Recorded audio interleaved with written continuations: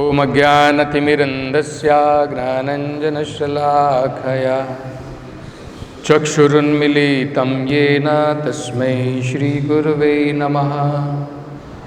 नमो ॐ विष्णुपादाय कृष्णपृष्ठाय भूतले श्रीमते भक्तिवेदान्तस्वामिन् इति नामिने।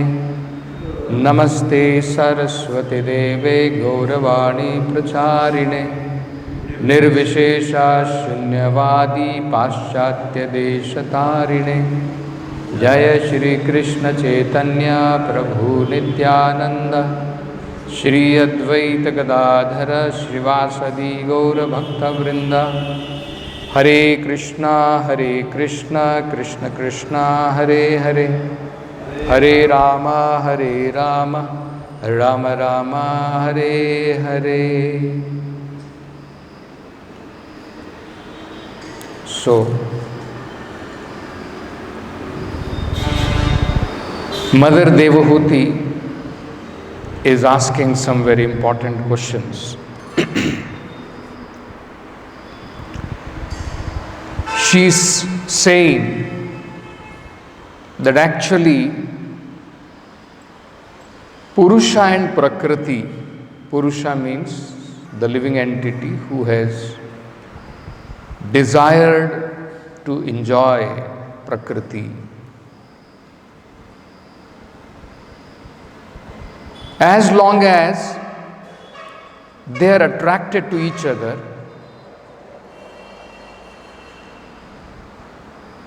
their separation is very difficult. It is not practical. So, the ego which binds Purusha and Prakriti is the root cause. So until and unless this root cause is solved, that false ego is removed, and we once again are awakened to our real ego as the servant of the Lord, there is no question of liberation from material bondage. This is the analysis given by Devahuti. In the previous verse, we see Devahuti says, even though he is the passive performer of all activities, how can there be freedom for the soul as long as material nature acts on him and binds him? That because of the false ego, he is bound to the material nature, and material nature is acting on him, and being acted upon by material nature, he performs activities passively, not actively. Actively means when there is a choice, that is called actively. When there is no choice, one is dragged by modes of material nature, helplessly, he is called passive. He is acting passively. No choice. So as long as this is happening, how the soul can be released? This is what Mother Devahuti is saying. Today's verse explains about the other processes by which one may get some temporary relief from this fear of bondage. And that is called as mental speculation, the so-called process of jnana, by which one can try to analyze the different aspects of his bondage and how he can come out of it. But that cannot dissolve the false ego. See, it is very important to understand. Prabhupada explains, mentality of the person has not changed. When he was not trying for spiritual perfection, he was small mudha, and as a small mudha, he was trying to become some president, king, minister, and be happy. And now the same thing he extends, and he is a bigger mudha, because now he wants to become God. Or he wants to deny the existence of God. You can see here, two things are still there, Ichcha, Dvesha. So till this Ichcha and Dvesha is removed, no question of living entity that he can be released from the bondage, because this only has caused his bondage. Bhagavad Gita says that. Ichcha Dvesha Samuthena Sarge Yanti Param Tapa. The material existence of the living entity began, Sarge Yanti, when he exercised Ichcha and Dvesha. So Ichcha is explained as trying to imitate the Supreme Personality of Godhead, to be the enjoyer, that Ichcha, to be independent from the Supreme Lord and enjoy, and to envy the position of the Supreme Lord as the enjoyer. Why he should be the enjoyer? I should be the enjoyer. That is called Dvesha. So until this is removed, where is the question that living entity? Because this was the cause. So just because from small Ichcha, now you have got a bigger Ichcha. And just because earlier somehow or other, Dvesha was there, but it was not manifest. And now it becomes manifest by saying, where is God? There is no God. I am only God. Isn't it? Practically we can see. Dvesha. Why are you going to the temple? Why are you worshipping the Lord in the temple? Can't you see? So many gods are loitering in the street. Dvesha. Why he has to be the Supreme Lord? Everybody is Supreme Lord. I am Supreme Lord. So, Ichcha and Dvesha is not gone. So Prabhupada is saying that Mother Devahuti is saying, cause is not gone. And by some mental speculation you try, and you may become abhayam for some time, temporarily, that I am out of bondage, I am controlling everything. Prabhupada says, and after some time you want to smoke bidi. You are controlled by the three modes of material nature. You are controller of everything, but you are controlled by three modes of material nature. So it is not possible. This is not the process of becoming freed from material bondage. So, Prabhupada is very nicely explaining. I'll just read this. Material bondage is caused by putting oneself under the control of matter. Actually, this is the cause. And that is what Devahuti is saying. Until actually you solve the cause problem, effect will always be there.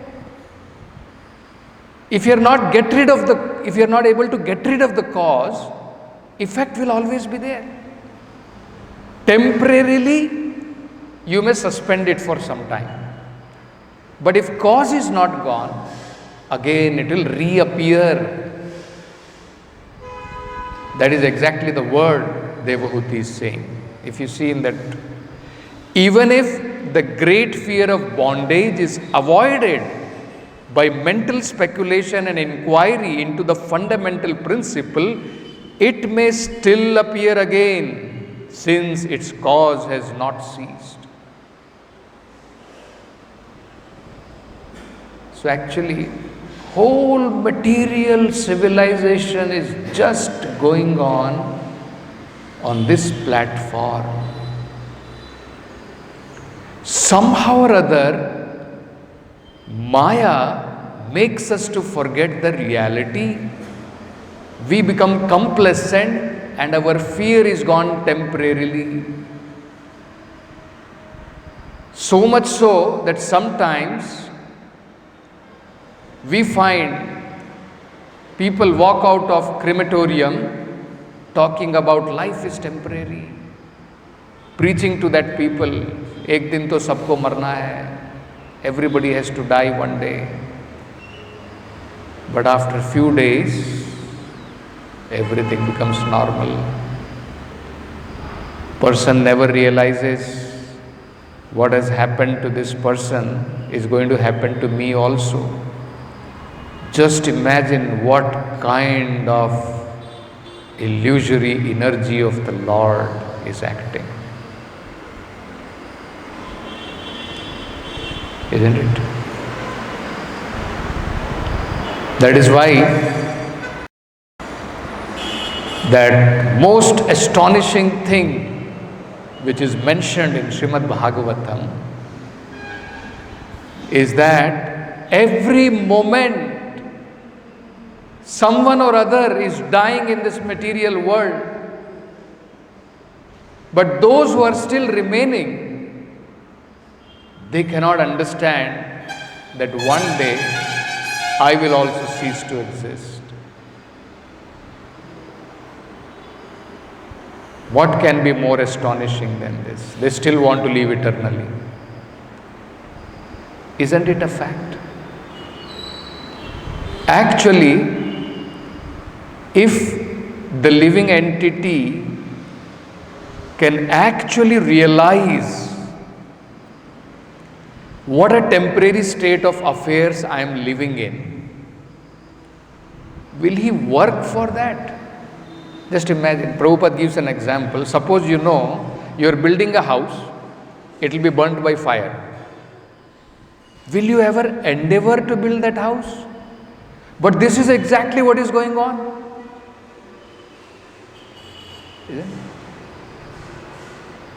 Suppose you are given a task and you are told you build a house, it will be burnt to ashes.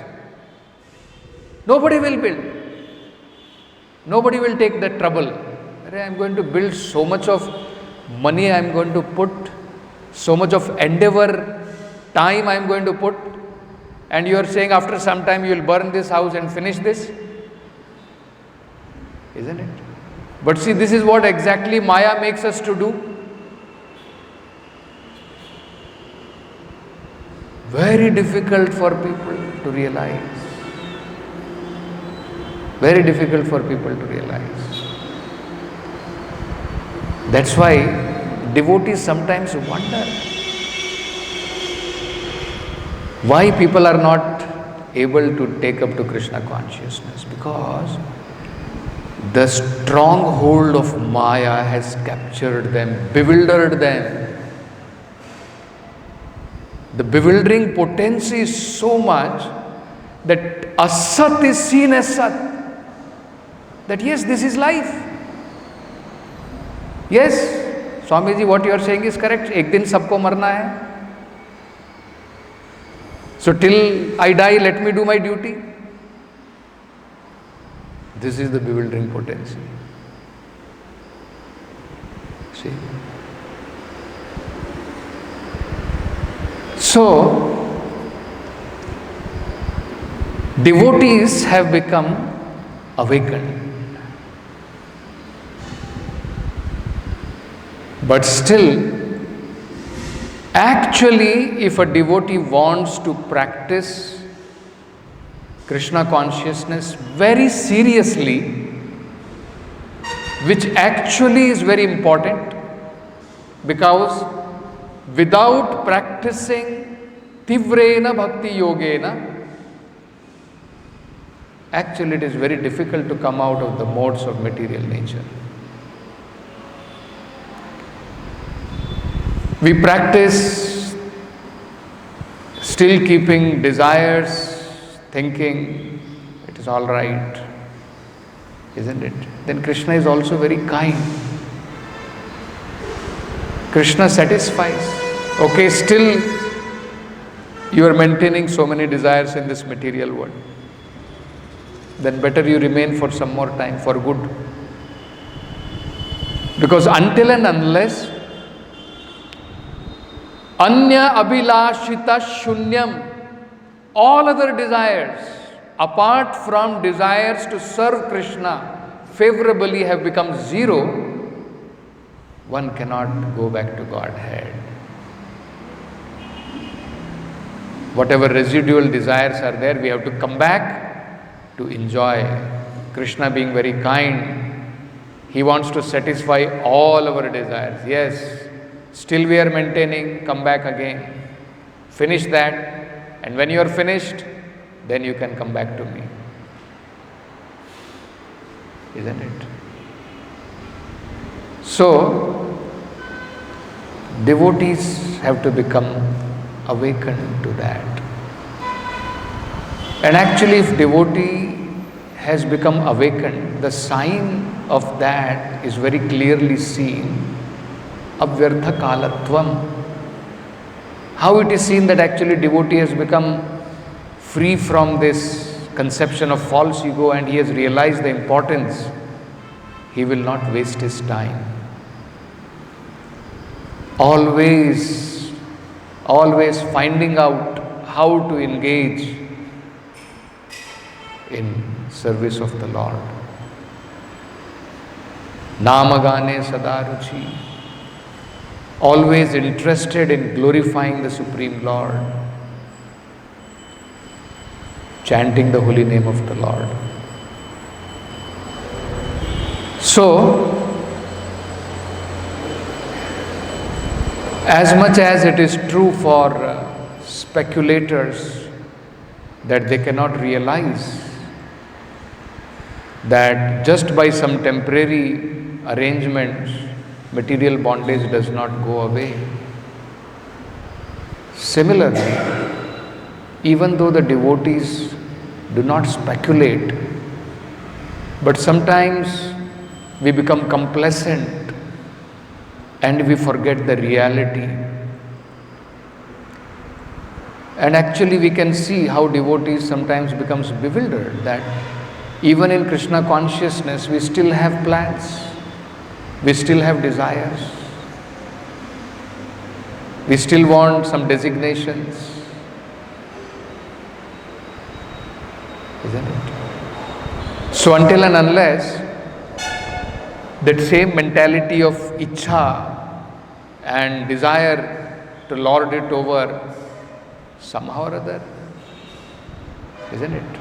Either jivas or material nature controlling, enjoying, those tendencies are not gone, cannot become free from three modes of material nature. So, that is why Chaitanya Mahaprabhu has advised, Trinadapi Sunichena. One has to consider himself lower than the blade of a grass. Grass has no position. That should be what should be our desire. Just an example, Chaitanya Mahaprabhu is setting how a devotee has to become free from so-called so many designations.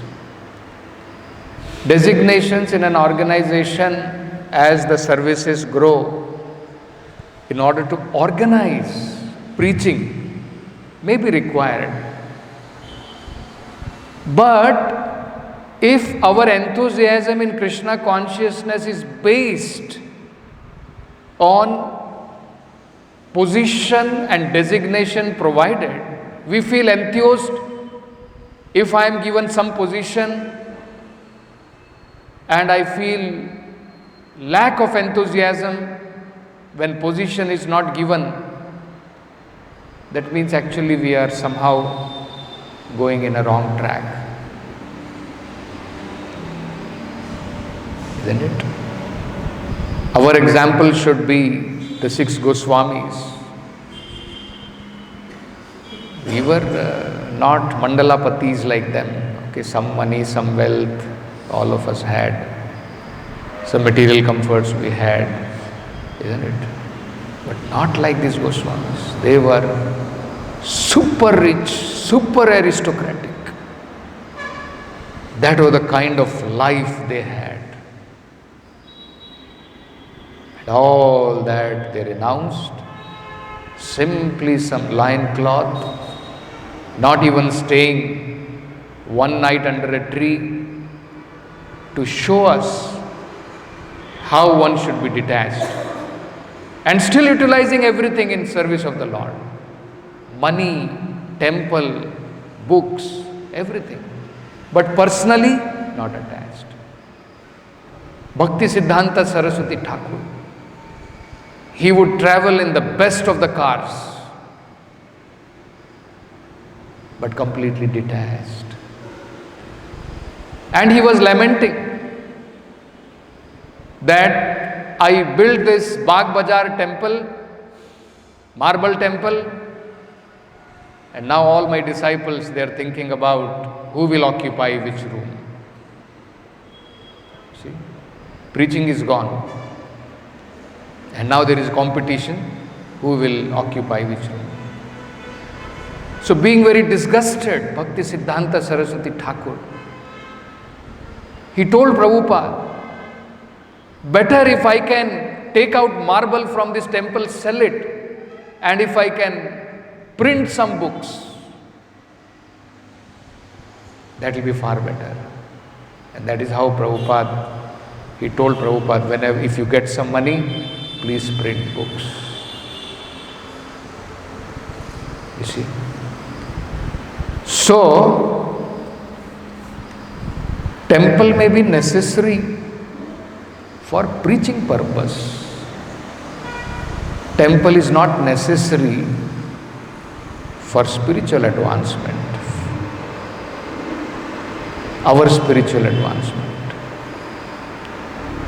the comforts in the temple.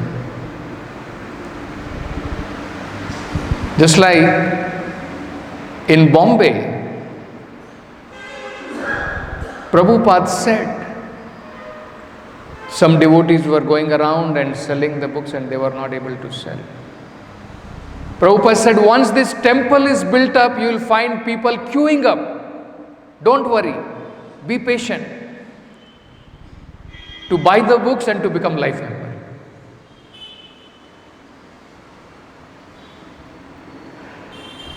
So,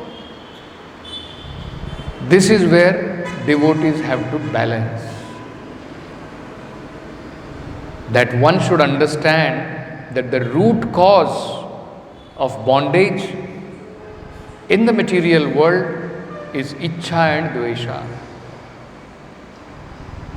So until and unless we give up Ichcha, even in spiritual organization, for Labha, Puja, Pratishtha, all these things, then devotee is saying, where is freedom? There is no freedom till that time.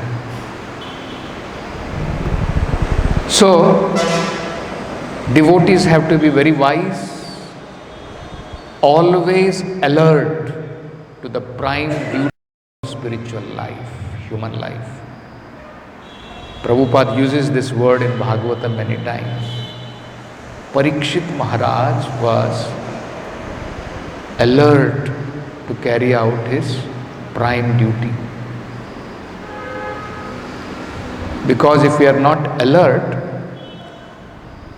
that is how spiritual path is described. It is like razor's edge. If you are alert, you can get clean shave.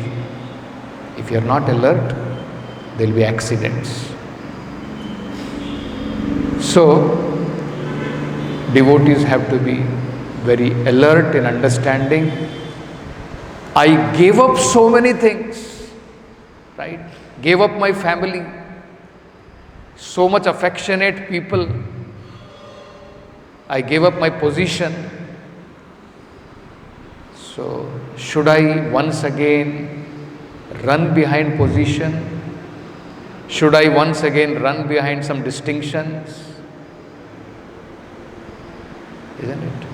That means we have also not realized the world is temporary. We have not realized this body is temporary. Isn't it? So, till these two things, Ichcha and Dvesha, which are the root cause, they are solved, till that time there is no question of liberation.